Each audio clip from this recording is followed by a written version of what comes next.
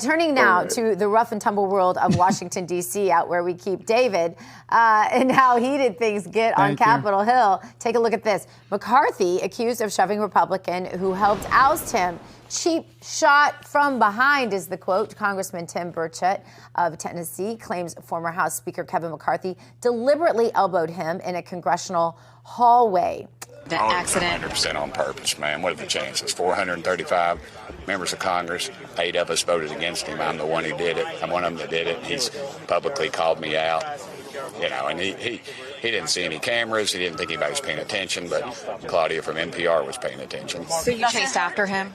Do what? You chased after him? Yeah, I did. Because I really didn't know what was going on. I turned around and then I see him scurrying away, and so I just and then I followed in pursuit, I guess you would say. You're quite confident this was deliberate. Oh yeah, come on. I'll take a polygraph test and have Kevin take a polygraph test. And joining us right now is Congressman Tim Burchett. Congressman, you took that elbow like a champ, but what's happening here? This doesn't seem like the kind of behavior we would expect from him. Were you surprised? And is something wrong here? Is something really awry with him? Well, I guess I should try to downplay the whole thing, but I wasn't surprised by it, actually. There's some things that have come to light. And actually, Adam Kinzinger, who is no friend of the conservative cause right now, obviously, but he actually put it in his book that Kevin had, in fact, done that to him a couple of times on the House floor. What? And so, I think it's just a sad commentary on him. And I honestly feel sorry for him. I pray for him every day because I know he's hurting inside, but that's just, it's just the way it is. I was one of the 8 that deposed him, and it's just, it's old history now, and he needs to get over it. And the sad truth is, he has $17 million that people gave him to beat Democrats, and now he's apparently been using it to try to beat conservative Republicans in primaries, and that's what he'll use against the 8 of us. Well, that's what I was going to kind of go there, because you talked about this, 17 million. He's got a lot of money. You said he might be out after Christmas or something like that. What did you mean exactly by this? I'm curious. By the way, it's not exactly Alexander Hamilton and Aaron Burr, by the way, but I'm glad it didn't end like that for you. I don't want you to be in the role of Alexander Hamilton in this situation, but so I'm glad you're okay. But tell us a little bit about McCarthy maybe being out by Christmas or after Christmas. What were you talking about exactly there?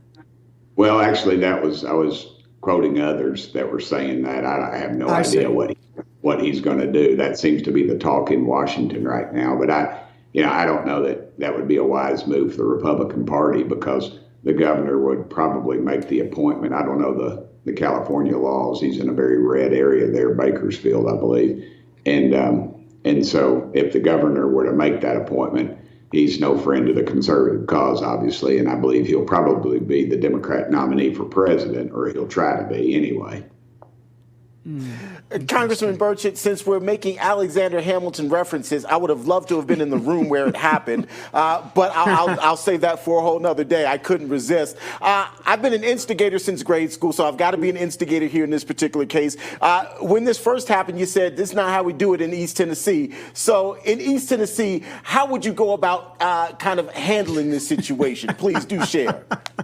Yeah, it would have been face-to-face, man-to-man. It wouldn't be some kind of cheap shot deal. That's what I meant by that. In East Tennessee, or in Tennessee in general, it's generally the way things are done. You don't throw a rock over the fence and run home and hide behind your mama's skirt or your taxpayer-funded security detail. You handle it face-to-face, and that was just kind of the way I took it. And it's kind of insulting to me that he pulled that where he did. But honestly, I never reported it. I never tweeted about it. I never went on social media. I didn't even talk to the press about it. And the only reason it got out was because the NPR reporter, Claudia, is a very nice lady. Obviously, NPR is Probably not on my. I won't be receiving any Christmas gifts from any of the listeners of NPR. My rating in Washington is by all the conservative groups is 90 to 100%, somewhere in that range. So I thought it was kind of ironic that it was NPR that actually the lady who actually reported it, and when she tweeted it out, she gave a very regimented thing of the occurrence and how it went down. So I found great irony in that. So, Congressman, I can't help but think of like grade school playground references when I'm hearing this story about him doing these things almost, when people's backs are turned, instead of just having a verbal conversation. Hey, I really don't like that you were one of the 8. What the heck were you thinking, Congressman? Might be a way to approach this. But I guess I get to a point where I'm thinking, does he not realize that we have open borders, that our country is going to hell in a handbasket, that children are dying, that Israel might be wiped off the face of the earth, I could go on literally for the whole rest of this program. Does he not realize we have real problems that he was elected to fight? And can a therapist or a kumbaya committee or somebody get a hold of him and please explain this to him? Well, Doctor, those are my points exactly. I was, when I was talking to the lady from NPR, I was talking about, our budget situation and $33 trillion in debt. And you're exactly right. We have a border that's like a piece of Swiss cheese. It's just it's a screen door on a submarine right now. We've got the situation in Israel. We've got violence breaking out all over our great country. And this is what they're choosing to focus on. And to me, it's very disingenuous and it's very selfish. And I agree with you 100%. Congressman, before we have you get out of here, curious about the CR that was passed. Obviously, where are you on Speaker Mike Johnson? I'm assuming it's the honeymoon period, and maybe we have a separate conversation in January or February when this comes up again. But I'm curious as to what you make of this, because obviously, if McCarthy had passed something like this, well, he tried to, obviously, you guys weren't happy. In this case, Mike Johnson, is this a grace period situation? I think so, but he really hasn't gotten any grace period. The liberal media has just attacked him unrelentlessly. Yeah, they have.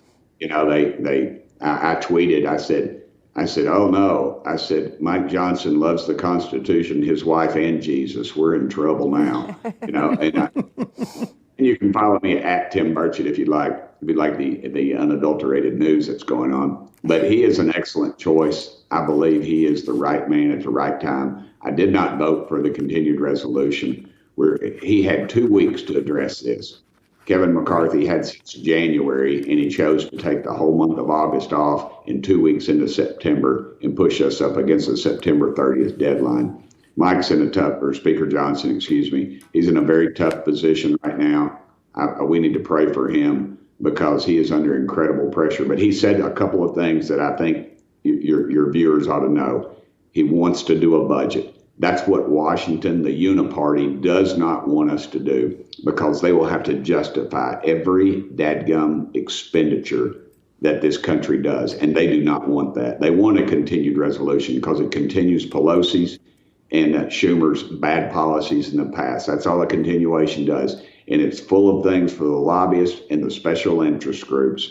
And that's exactly what they don't want. And they will fight him and they will degrade him and try to demoralize him because he said those words. He wants to pass a real budget, in which we haven't done in 30 years, mind you. And the reason we keep getting knocked down, it's not because of the threat of a shutdown or heaven forbid the Republicans are in charge. The reason that we get by these rating agencies is 2 reasons. It's fiscal insecurity and leadership. So that cuts both ways because it's been that way for 30 years. So dadgummit, got a leader in there and we've got some fiscal sanity in there. So let's continue down the path and let's fight. Let's pass a budget. Both parties ought to want to do that. And the liberals ought to be mad that stuff's in there that they don't like.